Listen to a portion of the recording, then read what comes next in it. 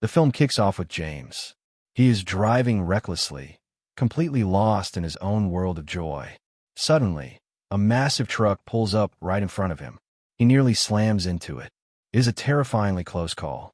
Luckily, he manages to drift and pull over just in time. He was moving so fast that he completely missed a girl crossing from the other side of the road. When he finally notices her, he almost hits her, but he quickly reverses course. The girl jumps back instantly, barely escaping the car.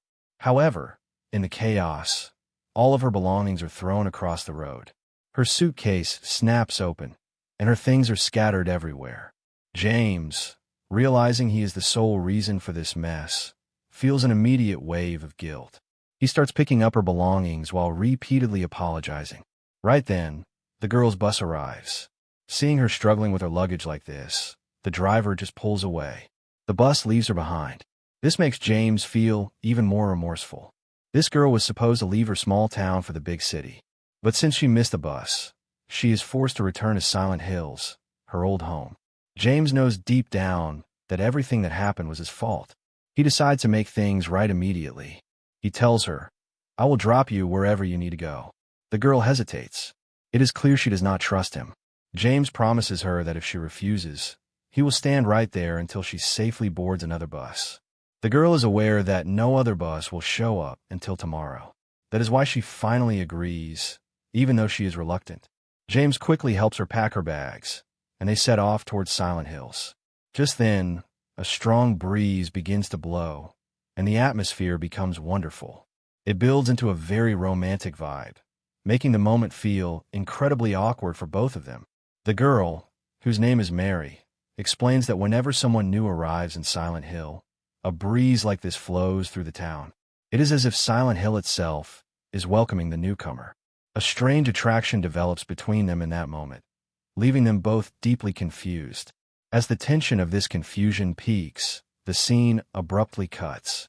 We see James sitting outside, and here's the twist. Everything we just saw was not true. It was all just a story playing out inside his head. James was actually drunk the entire time. His phone keeps ringing, but he ignores it. He is in a terrible state due to the intoxication. When he tries to stand up, he collapses onto a staff member. As soon as the rest of the staff sees this, they call security and have him thrown out. His phone continues to ring incessantly until he finally answers. It is his psychologist. She knows his condition well and is furious with him for ignoring his issues.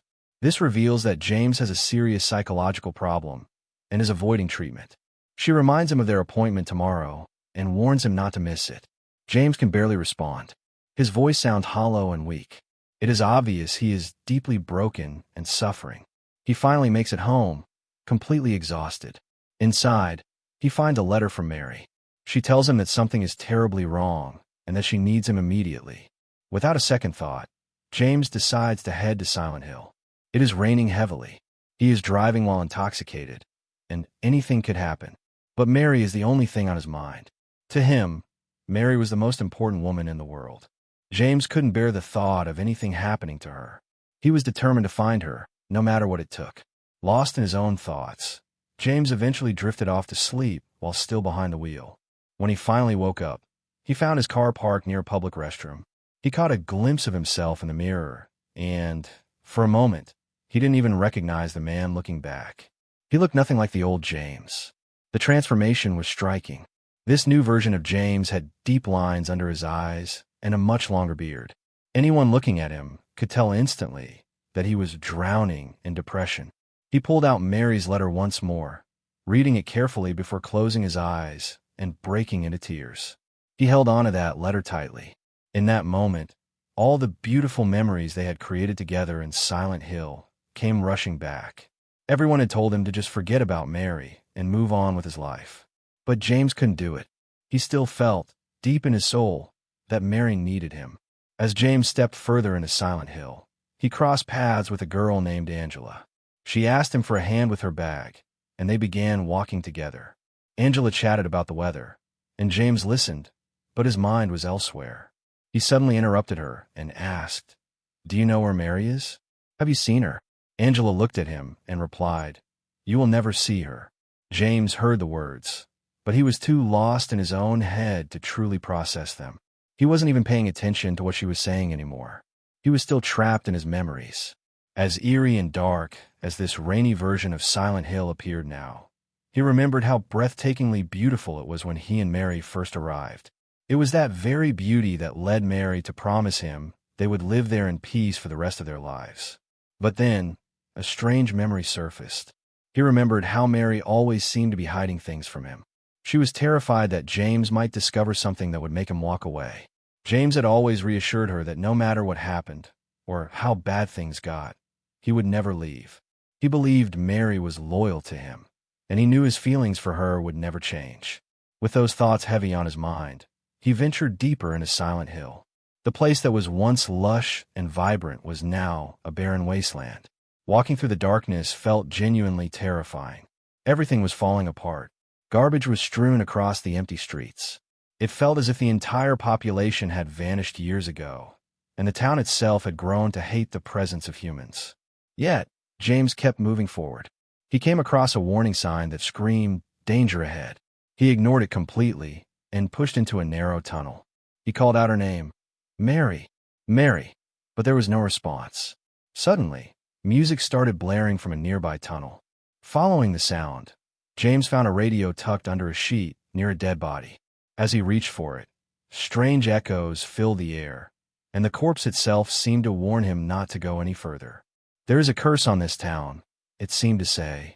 Just then, James's phone rang again. It was his psychologist once more, sounding furious that he had missed his appointment. James tells his doctor that he is in Silent Hill and that something truly horrific is happening there. The doctor has never heard anything like this before. She tells him to stop making excuses and demands that he return immediately. Irritated by her tone, James hangs up. He looks around and notices a light flickering from a nearby shop. He decides to head inside. Once he steps through the door, his memories take over once again. It was in this very restaurant that they had first confessed their love for one another. Suddenly, a horrifying scream shatters his memory. James sees that the man who had just warned him to leave has been burned. His body is melting in a strange and grotesque way. Before he can even react, he hears another terrifying sound from behind. Turning around, he comes face to face with a nightmare. It is a terrifying creature whose hands and mouth are completely sealed by skin. This strange monster suddenly lunges at him. James tries to escape, and a desperate fight breaks out between him and the creature. Since the monster's hands are trapped within its own skin, or rather, it has no hands at all, it cannot strike him directly. Instead, it attacks using strange insects that emerge from its waist. James somehow manages to defend himself, striking back at the monster until he finally kills it. After the creature falls, he hears strange noises coming from the same radio that led him there in the first place. These sounds are becoming increasingly terrifying. As the day goes on, the noises only grow louder. A deep sense of dread fills the air. As total darkness falls, terrifying creatures begin to crawl out of the ground. These monsters, resembling a mix of snakes and cockroaches, suddenly swarm James. He turns and runs for his life. He ducks into a house and slams the glass door shut, finally escaping the small, terrifying monsters. Upon entering, he realizes with a shock that this is the same house where he and Mary used to live. As the realization hits him, he suddenly hears Mary's voice. Even though James can see no one there, her voice is unmistakable. He fearlessly follows the voice. Guided by the sound, he heads upstairs and discovers a videotape playing. There are several other tapes scattered around, all dated June 2017. Watching the footage sends him reeling. It is as if he has been struck deaf. The pain becomes so intense that he desperately calls a psychiatrist. He begs her, "Please do something. I can't bear this pain anymore. Just make it stop." The psychiatrist tells him that the pain will only end once he accepts the truth. Mary is no longer alive. But even now, he remains adamant. He insists that Mary is alive and that he can feel her presence. Before he can say anything else, his phone cuts off. The psychiatrist repeatedly tries to call him back. The constant, unanswered ringing frightens her, and she immediately alerts the police about James's location and his deteriorating mental state. She warns them that he is in grave danger. As James moves deeper into the house, the spirits surround him once again. He remembers his very first visit to Silent Hill, back when people seemed to hover around him because they loved him. They had warned him that love is complicated and extremely dangerous, telling him to be careful. After giving this warning, they all left the party he and Mary were hosting without saying a word. James found it incredibly strange. When he asked Mary about them, she explained that they were a family. She told him that after her father died, these were the people who supported and cared for her. She then showed James a picture of her father. The scene shifts back to the present. A woman named Angela calls out for James. He hears her and approaches, only to find her in a terrible state. She looks at him and asks in a daze, "Why aren't you sick?" James remains silent for a moment before replying, "I came here looking for my wife." She looks at him, bewildered. "You don't know what happened here?" she asks. She explains that a virus-infused rain fell upon the town. The contaminated water killed many people, and half of the survivors mutated into horrific monsters. Because of this rain, creatures began emerging from the ground, slaughtering everyone left behind. Now, there is no one left alive in Silent Hill. James can't bring himself to believe her. As proof, she shows him the wounds on her body. They look as if someone had poured acid directly onto her skin. Terrified, James starts to leave, but then he hears the voice of a young girl named Laura. She is hiding inside a place that looks like a prison, paralyzed with fear. James wants to help. He extends his hand and says, "Come here, I won't hurt you." But Laura doesn't listen. She backs away in terror. At that exact moment, James hears a chilling sound from behind. It sounds like someone dragging heavy iron across the ground. He turns around and sees a nightmare, a monster with a massive, pyramid-shaped iron head. It carries a giant sword and lunges at James. James runs to save himself. The sound of his footsteps attracts every monster in the area. They are grotesque. Some have heads completely detached from their bodies. Others look human, but move like giant spiders. They all swarm James at once. To escape, James ducks into a hiding spot and watches through a small hole. He notices that the pyramid head monster is the most lethal of them all. It is even killing the other monsters it encounters. James eventually leaves his hiding spot and tries to move forward. He spots a mannequin, a human-like figure that he mistakes for Mary. He is about to reach out and embrace it, but it too turns out to be a monster. To escape this new threat, he hides inside a wardrobe, and the pyramid monster lunges at the closet, attacking it with brutal force. James is slightly injured in the struggle. A sharp, splitting headache takes over, and he eventually falls unconscious. When he finally regains consciousness the next morning, he finds himself in a completely different place. He crosses paths with Angela again, who has been furious with him this entire time. She warns him sternly, "I told you to get away from here. This place is hiding many secrets. If you uncover them, this town will become a living hell for you." James ignores her warning and walks away. As he pushes forward, he encounters Laura once more, the same young girl holding a doll. She reveals that Mary was the one who gave her that doll.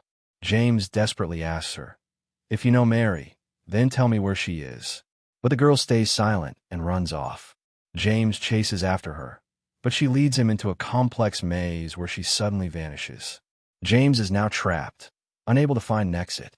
He is constantly haunted by flickering memories of Mary. Then, out of nowhere, he meets a beautiful, golden-haired woman named Maria. She looks at James and says, "I can help you get out of here." Together, they face the monsters and narrowly escape with their lives. They eventually reach the hospital. There, James opens up to Maria, telling her that Mary's family and the people in his town were always very strange. He recalls a day when they were secretly leading him into a basement. "I thought it was some kind of cult about to perform a ritual," he says. "So, I followed them and watched from the shadows." Back in the present, inside the hospital, Maria plays a recording of Mary's voice. Through this recording, they learn the truth about Mary's cult. Mary reveals that the name of her group is Joshua. Hearing that name brings back a wave of terrifying memories for James, memories of that dangerous ritual. Before they can process this information, they are ambushed by nurses who have come back to life. Or rather, they have turned into something resembling zombies. The creatures attack. They manage to escape and scramble into an elevator, but Maria is severely injured in the process. Despite her pain, she refuses to leave James behind. She looks at him and says, "I know why you are with me right now. It is because I look like her."